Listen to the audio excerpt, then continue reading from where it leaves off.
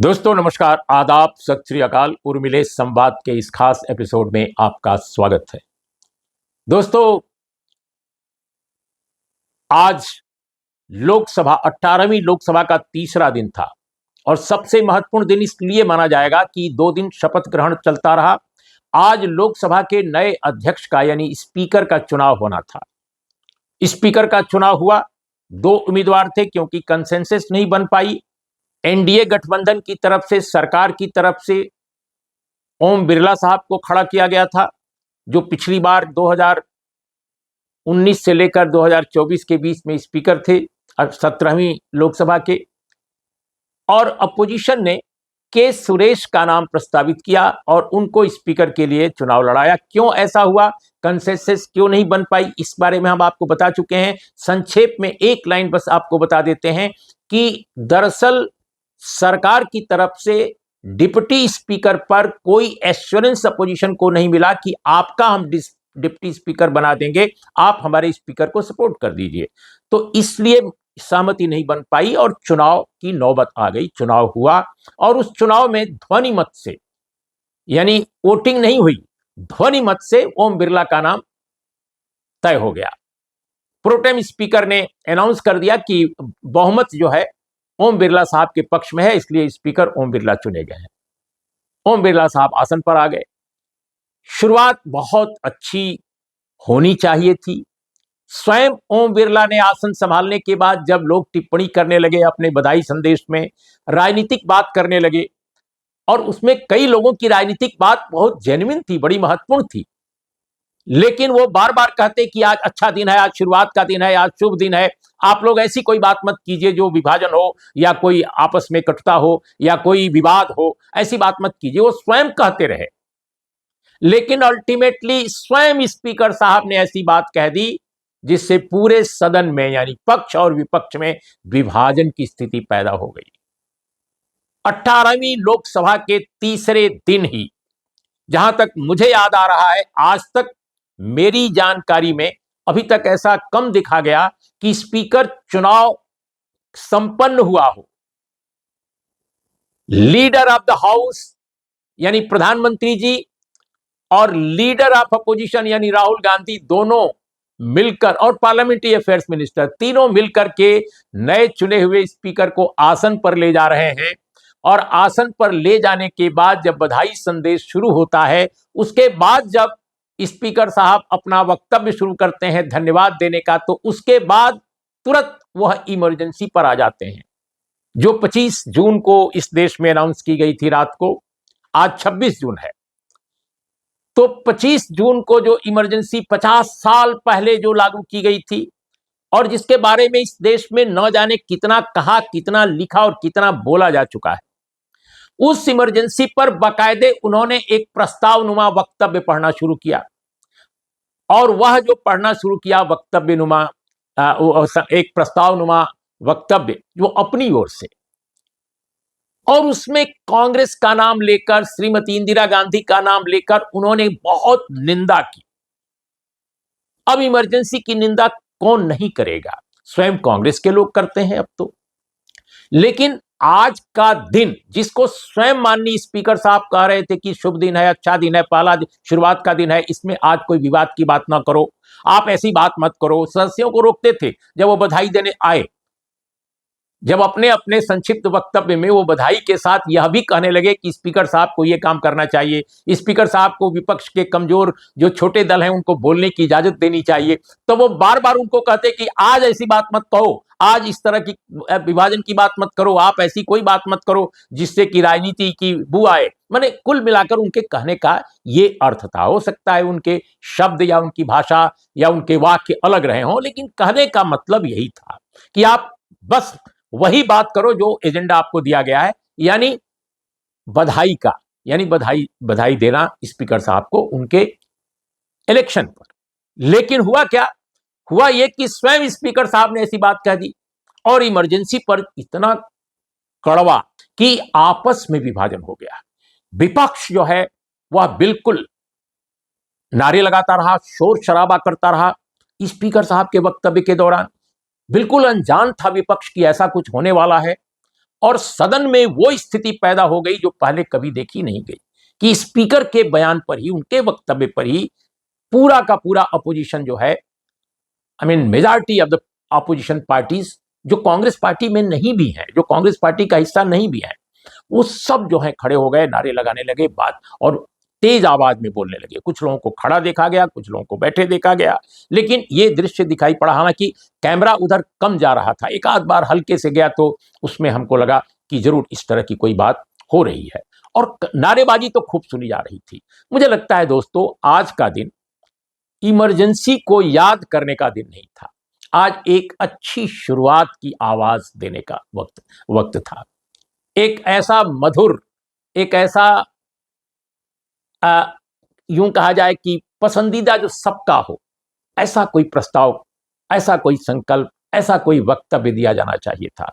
क्योंकि बहुत सारे लोगों ने अपेक्षा की थी अपोजिशन के कि इस बार जो सदन 5 साल के लिए चले तो बहुत ही अच्छे ढंग से चले, स्मूथ ढंग से चले, किसी को निकाला न जाए, किसी को एक्सपेल न किया जाए, किसी को सस्पेंड न किया जाए, किसी का निष्कासन न हो किसी मेंबर का, और विपक्ष की आवाज को कुचला न जाए, डेमोक्रेसी को जिंदा रखा जाए।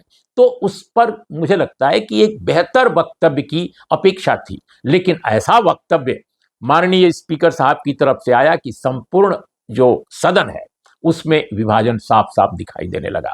तो दोस्तों, इसलिए मुझे लगता है कि शुरुआत आज की कम से कम 18वीं लोकसभा की शुरुआत स्पीकर चुनाव के बाद अच्छी नहीं हुई है।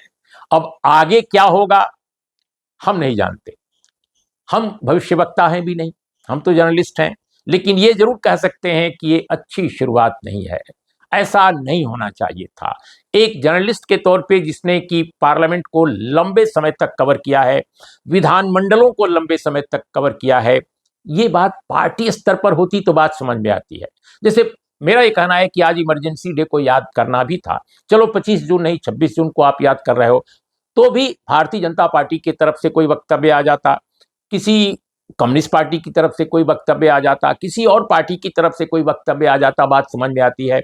लेकिन हाउस में इस तरह का वक्तव्य, वह भी आसन से आवे, आसन मतलब चेयर, मुझे लगता है कि हमने कम देखा है, हमने बहुत कम देखा है ऐसा। तो ये मुझे लगता है हमेशा चर्चा और विवाद का विषय ये बना रहेगा। और ऐसा क्यों हुआ? तब इसके पीछे मैं देख रहा हूं कि भारतीय जनता पार्टी में जहां जहां भारतीय जनता पार्टी का एस्टेब्लिशमेंट है, और खासकर जहां पर उनकी सरकारें भी हैं, वहां के मुख्यमंत्री, वहां के बड़े नेता, वो भी वक्तव्य दिए जा रहे हैं। अब मैं देख रहा हूं, अभी पिछले कुछ ही देर पहले मैं अपने प्रोग्राम करने से पहले देख रहा था, तो मध्य प्रदेश के मुख्यमंत्री, यूपी के मुख्यमंत्री, सारे जगह के जो बीजेपी के मुख्यमंत्री हैं, आज इसी पर वक्तव्य दे रहे हैं कि कांग्रेस को माफी मांगनी चाहिए, कांग्रेस को माफी मांगनी चाहिए। अरे भाई, कांग्रेस कितनी बार माफी मांगेगी? इमरजेंसी की एक्सेसेस के लिए हम लोग तो इमरजेंसी को झेले हुए हैं, देखे हुए हैं। और हम उस समय, हम सब लोग जो थे इमरजेंसी के खिलाफ थे, इमरजेंसी की आलोचना करते थे, और किसी तरह से अपने को बचाए हुए हम लोग हॉस्टल में रहते थे। और अब हम क्या अपनी बात कहें, लेकिन हम एक बात केवल कहकर अपनी कहानी बंद करते हैं कि इमरजेंसी के हम भी एक तरह से यूं कहा जाए कि उसके खिलाफ खड़े होने वाले लोगों में से थे। चाहे जितनी हम लोगों की हैसियत थी, हम लोग बच्चे थे, छात्र थे, लेकिन हम लोग भी उसमें एक रोल अदा कर रहे थे। लेकिन हमारा यह कहना है कि इमरजेंसी के मामले में अनेक बार कांग्रेस के नेताओं ने माफी मांग ली है। तो अब जब बात कर रहे हैं बीजेपी के लोग कि माफी मांगो, कांग्रेस के लोग माफी मांगो, इन लोगों को कैसे बताए कोई कि स्वयं श्रीमती इंदिरा गांधी ने, जिन्होंने इमरजेंसी लगाई, उन्होंने एक बार नहीं, कम से कम 3-4 बार माफी मांगी, 3-4 बार। और मैं आपको कुछ बता देता हूं सो दैट कि लोगों को यह न लगे कि यह केवल गप है। श्रीमती इंदिरा गांधी ने जो माफी मांगी 1977 में भी उन्होंने एक बार माफी मांगी थी, और इसकी खबर भारत के अखबारों में तो छपी ही, अमेरिका के अखबारों में भी छपी, न्यूयॉर्क टाइम्स में छपी, और बाकायदे न्यूयॉर्क टाइम्स में बहुत प्रमुखता से छपा कि कैसे 59 वर्षीय श्रीमती इंदिरा गांधी ने एक्सेसेस जो इमरजेंसी के दौरान हुई उनके लिए देश की जनता से माफी मांगा है। ये सभी अखबारों में छपा हुआ है, कोई देख सकता है। और ये बात फरवरी 1977 की बताई जा रही है। दोस्तों, आपको यह भी बताएं कि 1978 में यवतमाल की रैली में यवतमाल महाराष्ट्र में है, वहां की रैली में श्रीमती इंदिरा गांधी ने माफी मांगी। इसके अलावा उन्होंने दिल्ली में माफी मांगी, दिल्ली में भी उन्होंने माफी मांगी थी, और वो 24 जनवरी 1978 की बात है संभवतः, ये फिर उन्होंने माफी मांगी। इसके अलावा कांग्रेस के बाद के भी नेताओं ने कितनी बार माफी मांगी, लेकिन अब हम इस बात को तो नहीं कहेंगे कि भैया दंगों के लिए किसने कितनी माफी मांगी, उपासना स्थलों को ध्वंस कराने के लिए जिसको कोर्ट भी क्राइम कह चुका है, उसके लिए किसने, भारतीय जनता पार्टी और संघ परिवार से जुड़े संगठनों की ओर से कितने लोगों ने माफी मांगी। लेकिन आज इमरजेंसी के नाम पर हाउस में जो दृश्य उपस्थित हुआ वो मैं समझता हूं कि अनप्रेसिडेंटेड है। भाई 25 जून और 26 जून तो पहले भी आया होगा, लेकिन कभी इस तरह की स्थिति नहीं पैदा हुई जो आज 18वीं लोकसभा के शुरुआत में ही पैदा हो गई। इसका क्या आगे इसके इम्प्लीकेशंस क्या होंगे?